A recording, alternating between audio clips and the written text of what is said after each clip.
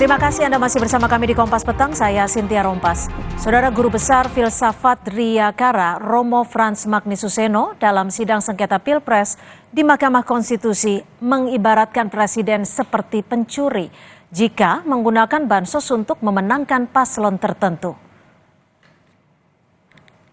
Dalam pernyataannya, Romo Magnis menyebut jika bansos bukan milik Presiden, melainkan bangsa Indonesia, dan pembagiannya harus menjadi tanggung jawab kementerian dan sesuai dengan aturan. Romo Magnis bilang penyalahgunaan bansos untuk pemilu sama seperti pencurian dan termasuk pelanggaran etika. Baik, ikuti lafal janji yang saya tuntun ya Romo. Saya berjanji sebagai ahli akan memberikan keterangan. Bansos bukan milik Presiden, melainkan milik bangsa Indonesia yang pembagiannya menjadi tanggung jawab kementerian yang bersangkutan dan ada aturan pembagiannya. Kalau Presiden berdasarkan kekuasaannya begitu saja mengambil bansos untuk dibagi-bagi dalam rangka kampanye paslon yang mau dimenangkannya, maka itu mirip dengan seorang karyawan yang diam-diam mengambil uang tunai dari kas toko. Jadi itu pencurian, ya pelanggaran etika. Saudara Menteri Sosial Tri Risma hari ini jadi salah satu dari 4 Menteri Jokowi yang dipanggil Mahkamah Konstitusi untuk memberikan keterangan di muka sidang perselisihan hasil pemilu. Risma menyebut hingga saat ini ia belum menerima undangannya. Namun Risma memastikan dirinya akan hadir untuk memberikan keterangan yang diperlukan jika panggilan telah ia terima. Itu mengalir. Belum saya terima ya, nanti kalau terima ya saya datang. Saya terima ya, nanti kalau terima ya saya datang. Perlu didengar oleh Mahkamah adalah Saudara Muhadjir Effendi, Menteri Koordinator Bidang Pembangunan Manusia dan Kebudayaan Republik Indonesia. Kemudian yang kedua, Bapak Airlangga Hartarto, Menteri Koordinator Bidang Perekonomian. 3, Ibu Sri Mulyani Indrawati, Menteri Keuangan. 4, Ibu Tri Risma hari ini, Menteri Sosial. Hakim Mahkamah Konstitusi sepakat untuk memanggil 4 menteri di Kabinet Presiden Jokowi untuk hadir dalam sidang sengketa pemilu. Hakim menilai kehadiran 4 menteri dianggap penting untuk dikonfirmasi terkait sengketa pemilu. Hakim membantah pemanggilan 4 menteri bukan untuk mengakomodir keinginan salah satu pemohon, melainkan murni keputusan hakim. Mata-mata Pak Uto untuk kepentingan para hakim. Jadi dengan bahasa sederhana, permohonan para pemohon itu sesungguhnya kami tolak, tapi kami mengambil sikap tersendiri karena jabatan hakim memilih pihak-pihak ini dipandang penting untuk didengar di persidangan yang nanti mudah-mudahan bisa didengar di hari Jumat tanggal 5 April 2024. Kemudian catatan berikutnya adalah karena ini keterangan yang diminta oleh Mahkamah, maka nanti pihak-pihak tidak kami sediakan waktu untuk mengajukan pertanyaan. Tim hukum Capres nomor urut 1 Anies Mohaimin mengapresiasi keputusan Hakim Mahkamah Konstitusi yang akan memanggil sejumlah menteri ke dalam persidangan. Timnas Amin menilai keterangan para menteri dibutuhkan untuk memperkuat dalil yang mereka ajukan, salah satunya penggunaan bansos untuk memenangkan salah satu paslon. Ini luar biasa. Nanti kami yakin akan mendapatkan fakta yang disampaikan oleh DKPP bahwa ada penerimaan berkas pendaftaran pasangan calon, kemudian pembuatan berita acara yang lewat dari batas jadwal yang ditetapkan oleh KPI. Harusnya 25, dikeluarkan berita acara tanggal 27. Harusnya PKPU dirubah dulu, PKPU nggak dirubah. Dan ini kami menjadi optimis bahwa pelanggaran terukur ini nanti terkonfirmasi dari pemberi keterangan. Nah, ini sangat luar biasa, sangat surprise, kami apresiasi yang luar biasa kepada Mahkamah. Semoga persidangan hari Jumat semua yang dipanggil Mahkamah hadir. Sementara tenaga ahli utama Kedeputian 4 Kantor Staf Presiden Ali Mokhtar Ngabalin berpandangan sidang sengketa Pilpres di Mahkamah Konstitusi seharusnya berjalan secara proporsional. Ngabalin menilai permintaan kubu pemohon yang ingin memanggil Presiden Jokowi dan para menteri tidak relevan. Dan hakim di sana akan sangat punya kewenangan yang begitu tinggi untuk bisa mengambil keputusan-keputusan penting itu.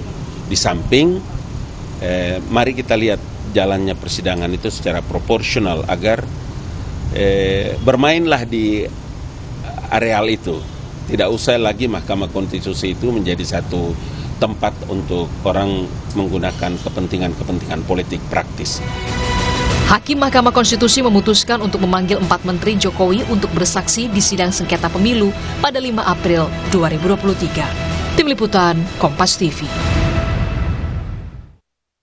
Saudara Hakim MK memanggil 4 menteri Kabinet Jokowi untuk bersaksi dalam sidang sengketa Pilpres pada Jumat 5 April 2024. Lantas apa makna dibalik keputusan Hakim MK untuk memanggil 4 menteri Jokowi? Apakah Presiden Jokowi juga bisa dipanggil MK? Mengingat dalam sejumlah dalil pemohon, tim Anies, Muhaimin, dan Ganjar Mahfud menyebut soal keberpihakan Presiden dalam pemilu. Kita bahas bersama sejumlah narasumber sore hari ini. Sudah ada Direktur Eksekutif Tim Hukum Amin dan juga Mas Zuhad Aji Firmantoro, serta tenaga ahli utama KSP Ali Mohtar Ngabalin dan pengamat politik Ikrar Nusa Bakti. Selamat sore Bang Ngabalin, Pak Ikrar dan Mas Zuhad. Terima kasih sudah bergabung bersama kami di Kompas Petang. Mas Zuhad. Selamat sore. Yang mulia Pak Ikrar. Selamat sore. Profesor Bung Ngabalin. Baik, saya akan ke Mas Zuhad. Mas Zuhad, bagaimana tim Anda merespon upaya Hakim untuk memanggil keempat menteri pada Jumat mendatang? Ya sama, kita apresiasi apa yang dilakukan oleh Hakim Mahkamah Konstitusi gitu ya. Karena semua alasan komplit bisa disampaikan oleh Hakim Mahkamah Konstitusi, utamanya dari sisi yuridis normatifnya gitu Mbak. Oke, apa yang Anda harapkan nanti saat keterangan-keterangan ini diberikan oleh 4 menteri tersebut? Iya, kita berharap kan semuanya bisa memberikan penjelasan secara terang. Kalau ya kita semua bisa berpikir jernih dengan data, fakta yang nanti akan insya Allah disampaikan oleh para menteri ini gitu Mbak. Dan ini kan bukan pertama kali sebetulnya Mahkamah Konstitusi memanggil menteri ya. Dahulu pernah Pak Mendagri juga dipanggil. Dan ini saya rasa sesuatu yang biasa sebetulnya dalam Mahkamah Konstitusi karena memang hakim untuk melakukan itu gitu. Karena ini kan peradilan tata negara, bukan peradilan pidana atau perdata gitu Mbak, di mana dalam peradilan tata negara ini memang hakim memiliki hak dan kewajiban untuk aktif menggali fakta-fakta yang sesungguhnya didalilkan oleh pemohon. Begitu. Oke, ini ada makna khusus tidak yang bisa Anda tangkap dari pemanggilan 4 menteri ini? Ya, kalau saya dalam perspektif hukum merasa tidak ada yang khusus sih. Ini karena norma memberikan kewenangan itu kepada hakim, kecuali kalau dalam norma tidak memberi wewenang lalu hakim menemukan terobosan hukum gitu ya. Itu baru ada makna khusus. Sepanjang memang hakim memiliki wewenang kan berarti mereka ini, para hakim yang mulia ini hanya memanfaatkan wewenang yang ada dalam diri mereka, Mbak. Jadi saya pikir ya ini sesuatu yang lumrah biasa dalam rangka hakim mendalami permohonan yang kita dalilkan. Oke, saya ke Pak Ikrar. Pak Ikrar, hakim kan menegaskan bahwa ini bukan untuk mengakomodir permohonan dari pemohon, tapi memang hakim menilai dibutuhkan keterangan dari keempat menteri tersebut. Menurut Anda, adakah indikasi khusus atau makna khusus yang ingin digali hakim dalam persidangan hari Jumat mendatang? Ya, menurut saya nih sangat penting ya, dan juga sangat khusus ya. Jadi kalau tadi Ketua Sidang mengatakan bahwa kami sebenarnya menolak, tapi kemudian kami mengambil alih ya permohonan pemohon tersebut ya mengenai permintaan agar beberapa menteri penting yang terkait dengan kampanye pada masa pemilu kemarin ya itu dipanggil ya, dan kemudian yang dipanggil memang yang terkait khususnya dengan bansos ya. Kalau tadi Bung Ngabalin di dalam wawancara dengan televisi mengatakan bahwa masa pemilu dikaitkan dengan bansos ya, tapi kita masyarakat tahu persis lah ya bahwa ada abuse of power dari presiden ya mengenai pembagian bansos itu, misalnya jumlahnya yang meningkat 150% dari yang normal begitu, kemudian juga pembagiannya juga di tempat-tempat yang tidak pada tempatnya ya, dan kemudian juga menteri-menteri itu juga memiliki data digital yang menyatakan bahwa bansos ini berasal dari presiden ya. Tapi kalau dua menteri yang lain itu kan karena Bu Tri Risma hari ini adalah Menteri Sosial, tentunya itu juga terkait kami dengan tangkap bansos juga. Pak Ikrar. Saya ke Bang Abalin. Bang Abalin, Anda menegaskan berulang kali ini tidak ada relevansinya seperti itu. Tapi disebutkan terbalik dengan Pak Ikrar. Bagaimana Anda melihat pemanggilan keempat menteri ini? Masuk akal tidak? Ya. Sama yang tadi Bapak sebut itu 3-4 poin itu, kasih data bahannya ke pengacara supaya jangan hanya omon-omon di MK, jangan Bapak hanya omon-omon di luar Pak Ikrar. Bapak kasih itu data tadi. Saya berkali-kali dengar profesor itu berulang-ulang kata bicara tentang itu. Kasih itu data, berapa jumlahnya itu, kasih kepada pengacara supaya mereka jadikan bahan itu di persidangan di sengketa pemilu. Kalau Bapak hanya ngomong-ngomong dan tidak punya data, untuk apa Bapak cerita itu? Nanti melakukan pembohongan kepada ruang publik, menyesatkan rakyat publik tentang persidangan itu. Bapak ingat baik-baik itu. Bapak itu seorang guru besar yang mulia, duta besar, kawan saya kan Bapak itu. Jadi tolong Bapak bicara dengan baik. Itu satu. Iya, saya yang juga kedua, kawan Anda. Ditahan dulu Pak Ikrar. Yang kedua apa Bang Abalin? Dengar baik-baik Pak Ikrar. Dengar baik-baik. Saya menyebutkan bahwa dalam sejarah Republik Indonesia di persidangan Mahkamah Konstitusi baru pertama kali orang bicara tentang masalah bansos, bantuan sosial, yang itu dibicarakan dananya di DPR, programnya disampaikan oleh pemerintah. Keterbukaan para menteri ini akan menjelaskan agar Mahkamah Konstitusi dan para hakim itu juga tahu secara komprehensif apa kebijakan-kebijakan yang dilakukan oleh pemerintah, oleh Presiden Joko Widodo tentang bantuan sosial. Rakyat kita ini semua bukan kaya raya, Bapak. Masih banyak yang miskin, masih banyak yang menderita. Pemerintah harus lakukan itu. Dan yang ketiga, Bapak harus tahu bahwa bantuan sosial itu bukan diserahkan baru nanti pemilu. Hampir 10 tahun itu program paling terpenting yang dilakukan. Bapak catat itu baik-baik supaya rakyat bisa mendengar dengan baik. Pak Ikrar ya, saya sudah berkali-kali dengar Bapak bicara. Oke, ada yang keempat Bang Abalin? Orang itu. Ada yang keempat atau hanya 3? Biar langsung dijawab Pak Ikrar. Baik, silakan Pak Ikrar. Diminta datanya dilampirkan dan soal bansos ini juga menjadi sorotan Bang Abalin. Silakan dijawab. Yang jelas televisi Anda itu Kompas dan juga berbagai televisi itu memiliki suatu catatan-catatan ya. Saya beri contoh misalnya pernyataan Pak Muhadjir Effendi ya di muka banyak orang ya yang menyatakan bahwa ini sebaiknya pemilu itu 1 putaran saja. Ingat ya, jadi pemilihnya jangan salah, dan itu kenapa demikian? Karena ini juga dananya juga terbatas gitu untuk bansos juga ya. Itu Pak Muhadjir ngomong. Pak Erlangga Hartarto itu bicara juga ya. Ingat ya bahwa ini bansos, berterima kasih kepada siapa? Kepada Presiden Jokowi ya. Dan ini berarti dari siapa? Dari Presiden Jokowi ya.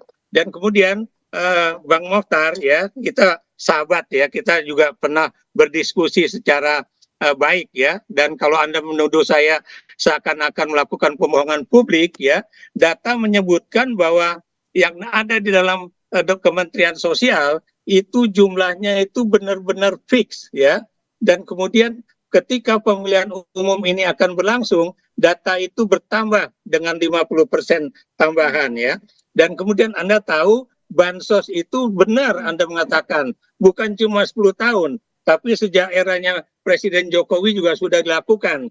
Tapi pada masa pemilu ini, itu jelas-jelas tampak bagaimana Presiden, Menteri itu langsung membagikan kepada masyarakat yang belum tentu ada di dalam daftar penerima bansos. Oke, jadi data-data itulah yang memperkuat statement Anda ya. Ditahan dulu Bang Abalin, saya ke Mas Zuhad.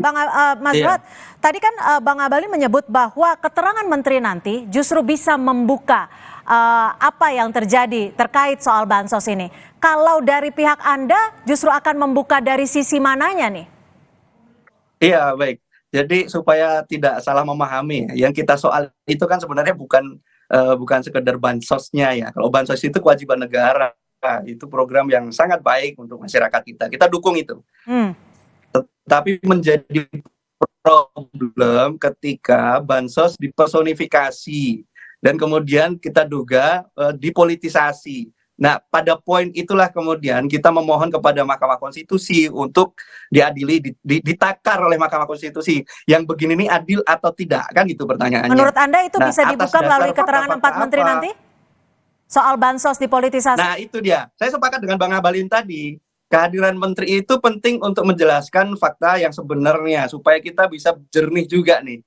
Apakah lalu datanya benar atau tidak dan seterusnya. Tapi kalau berdasarkan keterangan ahli yang kemarin sudah disampaikan di muka persidangan, itu data-data sudah clear bahwa apa yang dilakukan, yang kita sebut sebagai politisasi bansos itu berdampak signifikan terhadap suara elektoral dari pasangan calon 02. Angkanya kemudian kemarin secara saintifik dimunculkan oleh ahli kami, sekitar 26 juta sumbangsih dari politisasi bansos terhadap suara paslon 02. Dan saya kira ini clear ya. Dan kehadiran menteri besok itu menurut saya suatu yang biasa, nggak ada yang khusus dalam perspektif norma juridis. Saya nggak tahu kalau dalam perspektif politiknya Bang Ikrar dan Bang Abalin, silakan. Ini hal yang biasa untuk pemanggilan menteri menurut dari pihak pemohon ya. 3 hal pokok. Ingat ya, 3 hal pokok yang untuk menjawab Profesor Ikrar yang mulia, His Excellency. Bapak dengar baik-baik.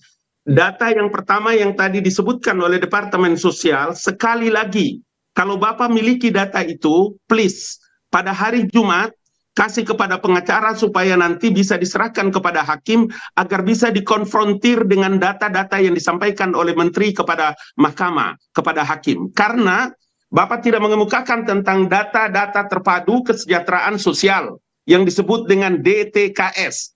Bapak tidak menyebutkan tentang data P3KE, kemiskinan ekstrim, yang tadi Bapak menyebutkan tentang ada melonjaknya data. Poin yang kedua, ingat program ini program yang dicanangkan oleh Presiden Joko Widodo sejak awal.